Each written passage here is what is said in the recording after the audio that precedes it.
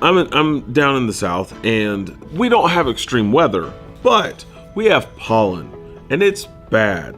Because like in most places, like the high pollen is like 200, something like that. It's like, oh, it's high. Here it's like 5,000. It's a blanket of yellow everywhere. And it's just like, ah. Today we're going to be talking about classroom consistency.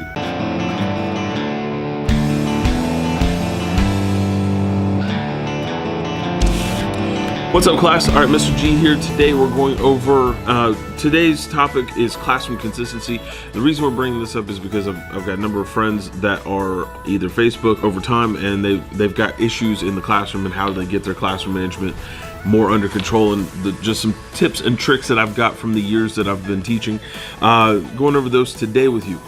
So one of those big things, let me open up my notes. One of those big things about classroom consistency is that you are consistent. There's really not much another way to say that. And the reason that we say that classroom consistency is so imperative is because the students that are coming into your class, the adults coming into your class in some cases, like mine, having that relationship where there is something that's kind of very steady, very centralized, focused in for your students is imperative to making sure that everybody works at the best possible way that they possibly can. Me, I always refer to my setup as Groundhog Day because it is the exact same thing every day. Every day that the students come in, I tell them what we're going to be taking care of for the day. I go over a real brief overview as to what we're going to be doing, how we're going to be doing it, and then we start working on the project. And then as we're working on the project, as questions come up, I'm there to assist and help with questions. But for the most part, I'm very hands-off, and I teach a very collegiate level style class. And that's the presence that I set up. I run it as a professor or as a business. My students are my workforce, and I treat them as that, and I run that very boss worker mentality, and it creates a very good product at the end of the day. From that, though, every day is exactly the same. You come in, you get your work, you start working on your piece. At the end of class, you clean up after your piece, and then we're done. Except on Wednesdays, which are art history days, but that's a different topic altogether. But every day is exactly the same. Even Wednesdays, the art history days, are exactly the same every single time. And that level of consistency has my students come in, they go on autopilot, get the materials, get the stuff, take care of business, and they know that that's what is expected of them. And that consistency make sure that the product is good that they're producing, the learning that they're doing is on target every single time, and because I can tweak what I'm doing, but the overall concept of what we're doing, step 1, step 2, step 3, is consistent every single time. Every student falls into play and they know what to do. I have students who, and we all have this, where you'll have that one student who shows up like couple weeks before the end of term, and they fall in line with everybody else because they see the consistency throughout. They just come in, this is what's going to be done, this is how it's going to work, and that's what's going to move on, and there's no deviation from that. Now sometimes, yeah, you'll have that left field student who's like, I'm going to make everything chaos because that's my thing, and having them come in, seeing that and knowing that that's what they might do, mitigating that as soon as possible keeps that consistency flowing. And the students back you up because they like that consistency. They like that every single day is exactly the same. That is something that they need. Consistency. We as humans, we need that consistency. Brief overview here. We got 3 big points. Kind of touched on all 3 of them already in the opening statement there. Number one, starting with boundaries and applying those applications on day 1. And that's something that you'll see in Harry Wong. His book is gold. Make sure that you check it out. In the first day of school, he has a plan that is never exceed above 5 things on the list. It's brilliant. I use that to this day. There's a lot of things in that book that I think are absolute gold, and that they are the be all end all of everything that we do. However, some things need to be tweaked over time, and that's what I do. I tweak some stuff. So yeah, his stuff is his gold. It's great, but some things do need to be tweaked. So starting off with those boundaries, starting off in what you do, how you run your classroom, how you set things up. I do this on my first day. First day of class for me is 3 videos. because of the video thing. First is the class rules, then an overview of what the kids are going to be doing for that term, and then we start with a basic how-to video. Usually one of my how to do ceramics, or how to do clay, or how to do drawing, how to do painting. We do one of our intro level videos. Get their feet wet on the first day, knowing what they're going to be making in the class, but they also know the procedures of the classroom. And I think that the video, in my own opinion, this is again, it's my opinion, is that the video is having them to where they can see a video. You have multiple things that are in the good on that. One, the students understand that this is the interaction that they're going to be dealing with, which for most kids nowadays in this generation, YouTube is king. It's how they learn anyways. Why fight it? Embrace it. So they see that video on the first day, then we go over what they're going to be doing, which is great. And then getting started in the first video where they're getting their feet wet, that helps me see how they interact with the video. If I need to change tactic, immediately I know from the first day what I need to do. And then also students can see that, oh, he's got a bunch of these. I can learn a lot of stuff real quick and be ahead of the game.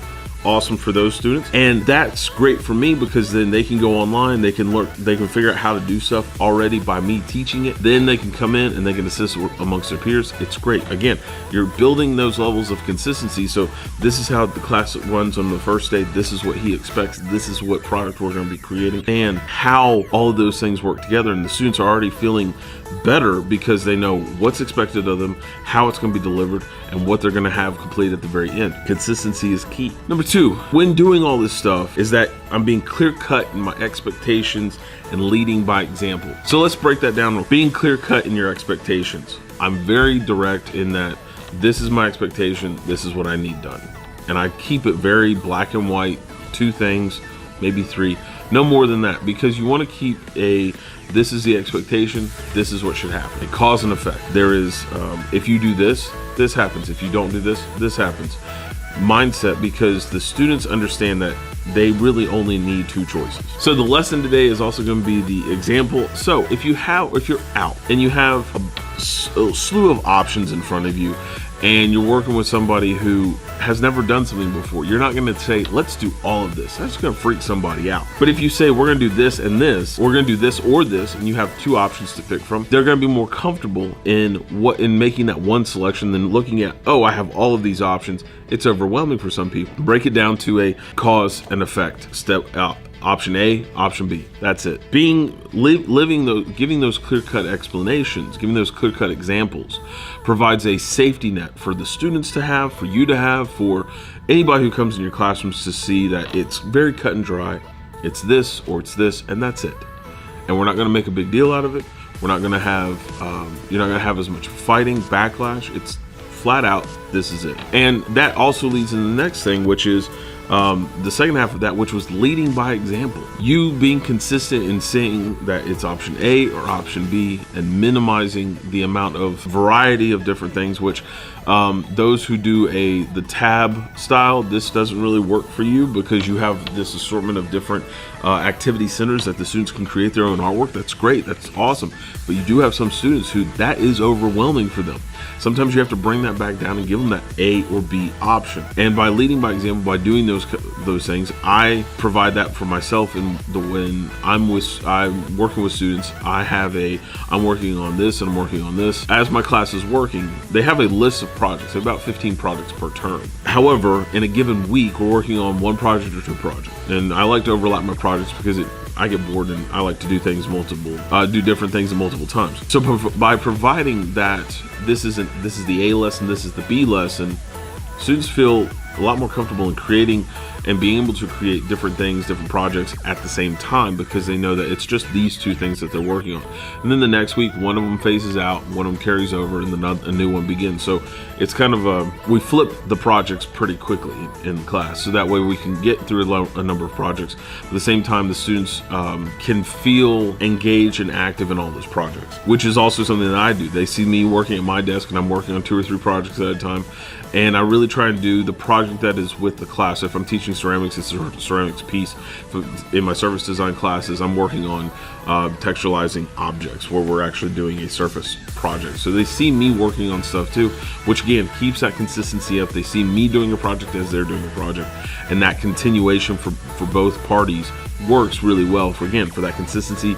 Show the kid that their work is important, my work is important, We all work together really well. Finally, number three here, showing your expectations inside and outside of the classroom. So how are you showing that consistency, not only in the classroom that you're working, but also outside the classroom?